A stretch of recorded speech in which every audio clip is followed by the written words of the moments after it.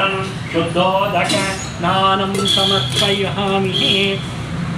ओम दधिक्रावण्यो अकालिशं विष्णोरस्वत्यवादिनः सुरविनो मुखाशरत्रणमायोगं चितारिषतो दद्नास्तपयामि।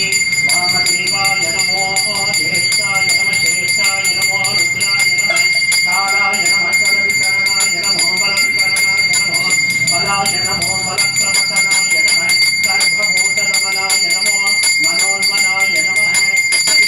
स्वचिद्रेण पवित्रेण वसो सूर्यश्च रश्मिभिः आज्येन तपयामि।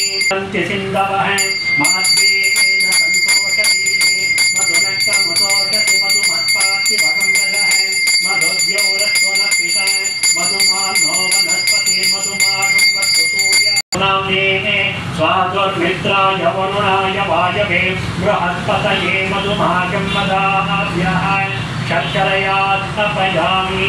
ईशानः सर्वविद्यानः ईश्वरः सर्वविद्ये बृहस्पतिः प्रसूतः तानो मुञ्चन्त्वगं वसः फलोदकेन तपयामि।